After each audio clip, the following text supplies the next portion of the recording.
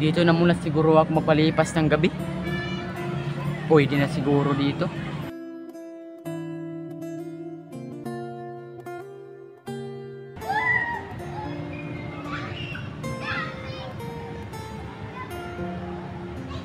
Umaga na pala. Iihi muna ako. Ay, naku. Nakakainip na araw na to. Makadilihin siya nga. Uy, bagyo na.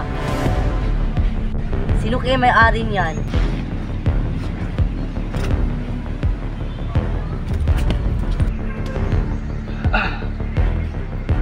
Huy! Bag ko yan!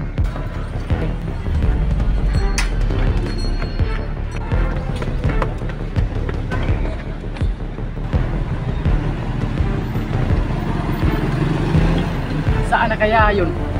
Andun pa naman yung bag ko. Ayun! Bakit kinuha mo yan? Po, kasi wala akong pera. What? Saan ba yung mga magulang mo? Wala akong mga magulang. Kaya yan?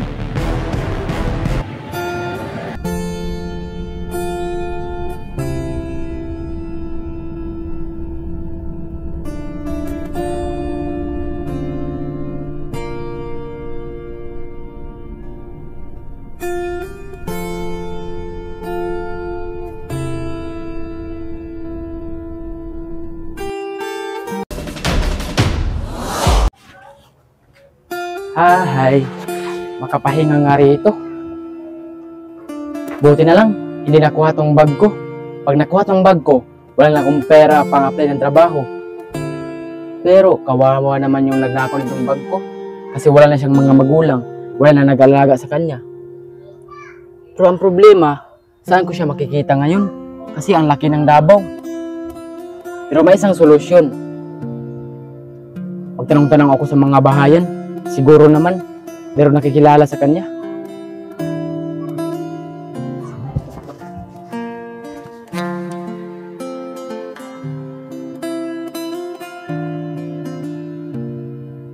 Uy, bata. Pwede magtanong? Oo.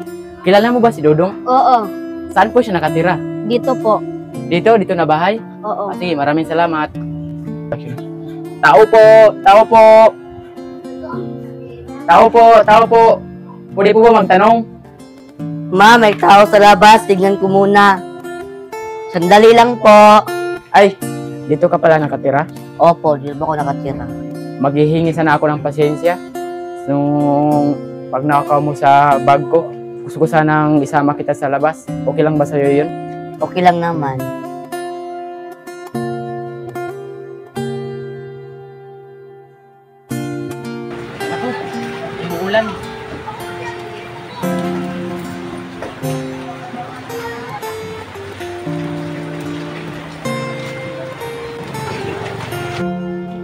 Saan ang may malapit ng karinderya dito?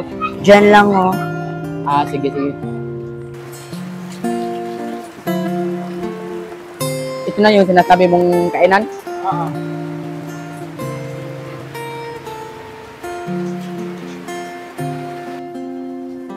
Magkano yung maruya, kuya? 15 ang isa. Dalawa po.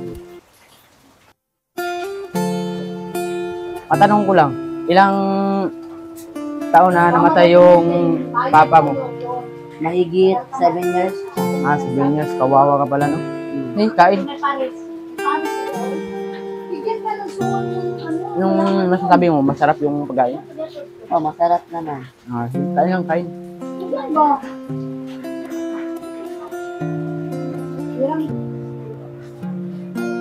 Tatawagan ko muna siguro si pare, baka may alam siya na boarding house. Hello, pre. Busy ka ba ngayon, pre? Ah, baka nakaabala ako sa'yo, pre. Ah, sige, sige. Matanong ko lang po ba, may alam ka na boarding house dito, pre, sa Davao? Saan yan, pre? Ah, sa may Agdaw? Sa may Agdaw tapos may palengke. Magkano naman yung renta dyan, pre? Ah, 1.5. Ah, sige, pre, sige, pre, sige, pre. Puntahan ko muna dyan, pre. Ah, sige, sige, sige, sige. Salamat. Nakahanap na rin ako ng boarding house. Hindi na ako matutulog sa daan. Makatulog na rin ako ng matiwasay. Thank you, Lord. Nak, pag makapunta ka na sa syudad, huwag mong kalimutang tumawag sa itaas. Huwag kang mag-alala, tay. Kasi hindi ko yan makakalimutan pagdating ko sa syudad. Sige, nak.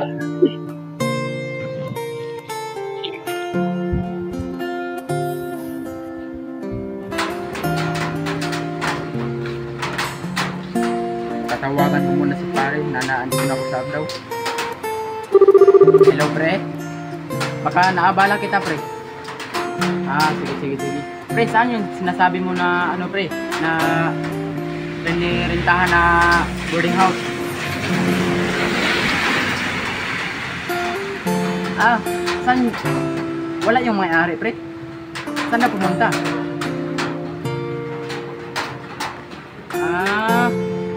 Binigay mo yung number ko, pre. Anong sabi niya, pre? Ah, tatawag lang daw siya. Ah, sige, sige, sige, pre. Hintayin yung tawag niya, pre. Ah, sige, pre. Maraming salamat. Ah, sige, pre. Ingat ka. Hihintayin ko muna yung tawag ng may-ari. Nakakainip naman. Ang tagal naman tumawag nung may-ari ng boarding house. Kainip na ako. Teka lang, sino kaya itong tumatawag? Hello? Sino to? Oh, ikaw yung may-ari ng boarding house, ma'am? Ah, matanong ko lang, ma'am. Anong kulay ng gate yung boarding house, ma'am? Ah, pula na gate, ma'am. Pero wala nang ibang pula na gate yan, ma'am. Ah, sige, sige, sige, sige. Sige, ma'am. Maraming salamat po, ma'am. Maraming salamat. Ah, sige, sige, sige. Ingat po kayo, ma'am. Ingat. Sa wakas, nakahanap na rin ako ng boarding house.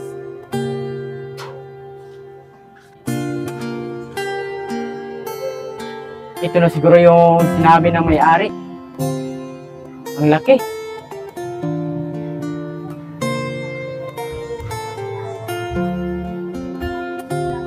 Ang problema lang ito, bukas ba to? Okay, tingnan ko na kung bukas ba to.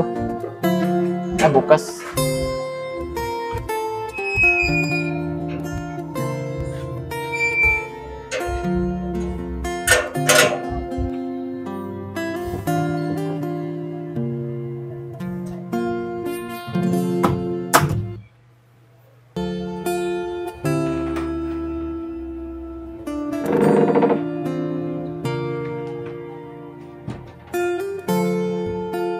Wow, ang laki pala nitong boarding house.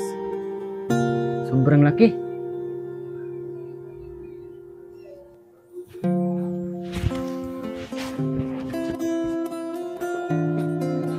bahay, meron na rin akong magandang matirhan. Salamat sa Diyos.